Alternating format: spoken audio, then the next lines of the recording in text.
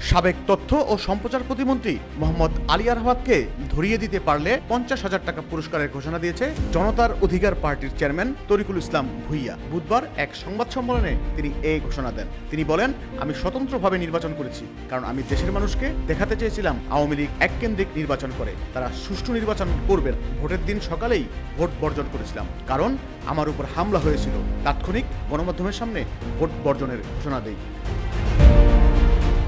আরাফাতকে উদ্দেশ্য করে তিনি বলেন, তাকে আমার কাছে রোহিঙ্গা মনে হয়। তার আচার আচরণ, চলাফেরা একেবারেই গুন্ডা স্টাইল। তার মতো একটা বেয়াদবকে মন্ত্রী বানানো হয়েছে, তাও আবার তথ্য প্রতিমন্ত্রী। জনতার অধিকার পার্টির চেয়ারম্যান বলেন, নির্বাচন করতে আমার যেই খরচ হয়েছে, এই ক্ষতিপূরণের জন্য আরাফাত এবং প্রধান নির্বাচন কমিশনারের বিরুদ্ধে 72 ঘন্টার মধ্যে আইনগত ব্যবস্থা নেব। আমি যে আরাফাতকে ধরিয়ে দিতে পারবে, আইন শৃঙ্খলা রক্ষাকারী বাহিনীর হাতে তুলে দিতে পারবে, আমি তাকে 50,000 টাকা পুরস্কার দেব এবং তার সঙ্গে তার পরিবারকে 7 দিনের জন্য কক্সবাজারে ট্যুর ফ্রি করে দেব।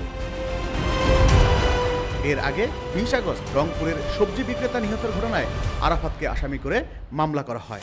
অপরদিকে সোশ্যাল মিডিয়ায় আলোচিত ভাইরাল হিরো আলমও খুঁজছেন আরাফাতকে। হিরো আলম বলেছেন যে, আমি আরাফাতকে খুঁজছি, কারণ সে আমার জেতা আসন ছিনিয়ে নিয়েছে।